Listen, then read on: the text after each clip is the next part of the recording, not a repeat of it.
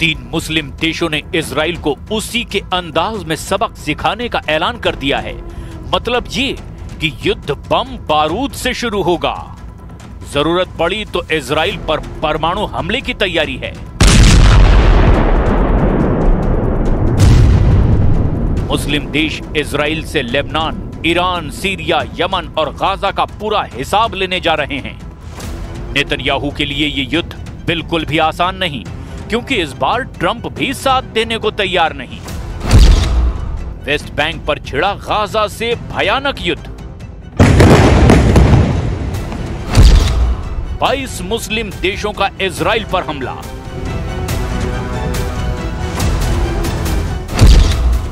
Trump के बीबी को कुचल डालेगा तुर्की।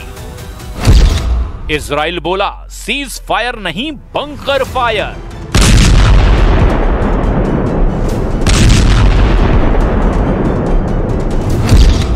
यूक्रेन से पहले खाड़ी में तीसरा विश्व युद्ध।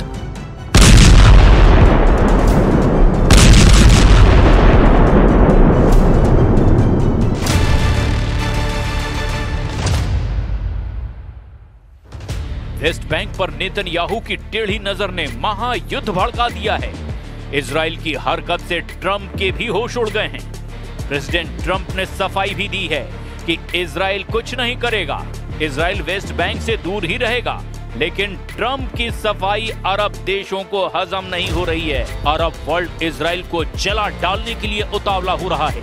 खाड़ी का नया बारूदी बखेड़ा महायुद्ध की शक्ल अख्तियार कर चुका है, जिसमें इजराइल फिलहाल अकेला दिखाई दे रहा है, जिसके खिलाफ खाड़ी के 3 सबसे ताकतवर देशों ने जंग का ऐलान कर दिया है। सऊदी अरब ने धमकी दी कि अगर इजराइल ने वेस्ट बैंक की तरफ देखा भी तो उसे धरती से मिटा दिया जाएगा। कतर ने ऐलान किया कि अगर नेतन्याहू ने वेस्ट बैंक पर कब्जा किया तो इजराइल को कोई नहीं बचा पाएगा। संयुक्त अरब अमीरात ने वार्निंग दी कि वेस्ट बैंक पर इजराइल के कब्जे की कोशिश महाविनाश की वजह बन सकती है।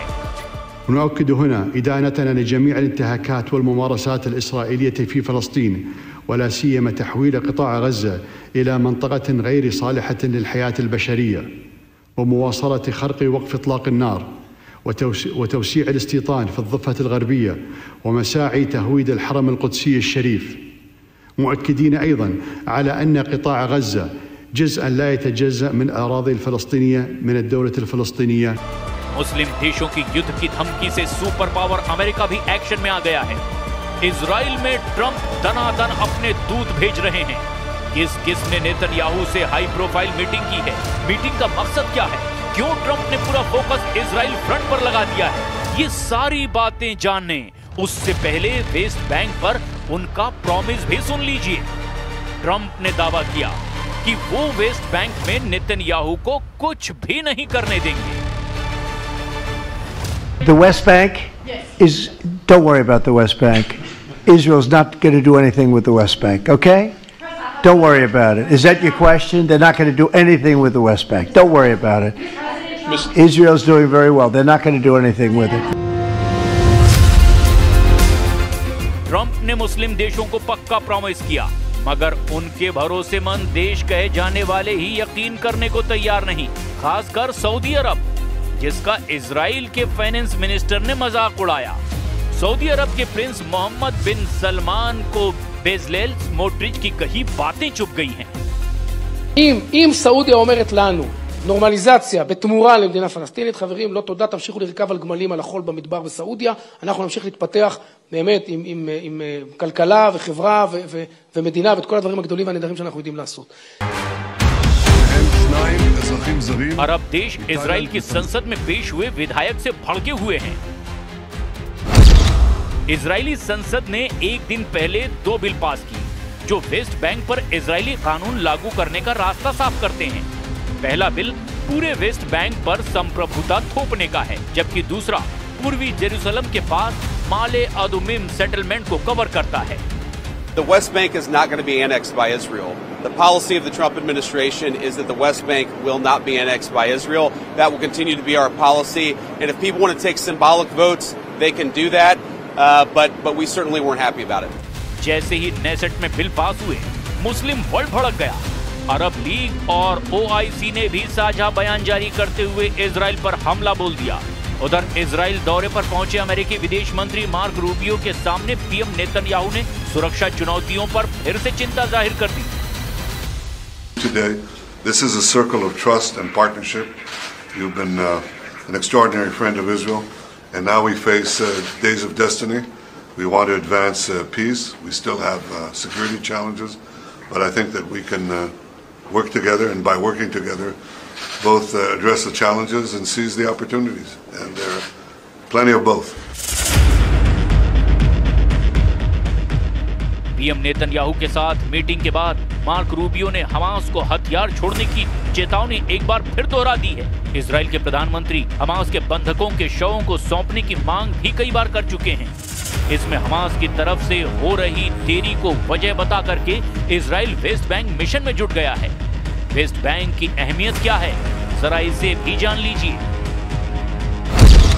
वेस्ट बैंक में करीब 30 लाख लोग रहते हैं, जिनमें 86% फलस्तीनी और 14% इजराइल बस्तियों के लोग हैं। वे अपने अपने समुदाय में रहते हैं और उन्हें एक दूसरे से कोई मतलब नहीं रहता। इनमें ज्यादातर इजरायली बस्तियां 70, 80 और 90 के दशक में बसाई गई, लेकिन पिछले कुछ सालों में वेस्ट बैंक में इजराइल के लोगों की आबादी बढ़ी है। इजराइल वेस्ट बैंक में बनी बस्तियों में बिजली पानी जैसी सुविधाएं देता है। इजराइल की सेना इन बस्तियों की सुरक्षा करती है। वेस्ट बैंक में मोडीन एलिट सबसे बड़ी इजरायली बस्ती है, जिसमें 73,080 लोग रहते हैं।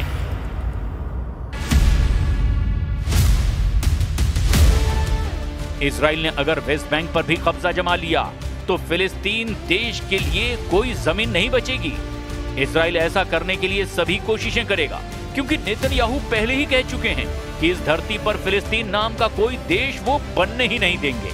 पीएम नेतन्याहू ने गाजा युद्ध को मुक्ति युद्ध का नाम देकर के खतरनाक संदेश दिया है। ימי מבצע עם כלבי נגד איראן הדגשתי את הייעוד הנשגב שנטוע במורשתנו עם כלבי יקום. כך באשר למערכה כולה, זוהי מלחמת התקומה של עמנו כהמשך ישיר למלחמת העצמאות. אנו גם עומדים לפני חלוקת עיטורי גבורה וצל"שים לחיילינו ומפקדינו הגיבורים. כפי שהיה במערכות צבאיות קודמות, עיטורי המערכה הנוכחית יישאו את השם הרשמי.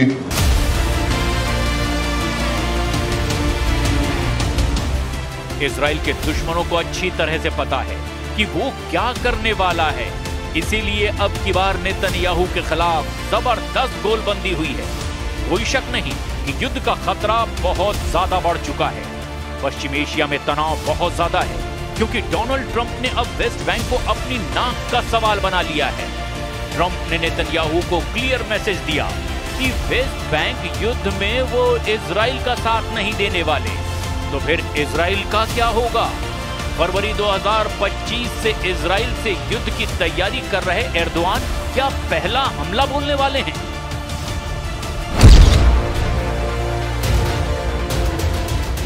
नेतन्याहू के लिए युद्ध का सबसे बड़ा फ्रंट अब खुल गया है, जिसमें इजराइल को 22 देशों की सेनाओं से भिड़ना पड़ सकता है। फिलहाल तो इस युद्ध में बारूदी तड़का तुर्की लगा रहा है। प्रेसिडेंट एर्दोआन हर दिन नए देशों को इजराइल के खिलाफ भड़का रहे हैं। गाजा पर ट्रंप के प्लान का खौफ दिखा करके एर्दोआन खाड़ी देशों में जबरदस्त वॉर प्लान पर आगे बढ़ते जा रहे हैं। एर्दोआन की गाजा पॉलिसी पर ज्यादातर देशों की सहमति भी है। मिस्र और जॉर्डन ने तो इजराइल के खिलाफ होने का ओपन ऐलान कर रखा है।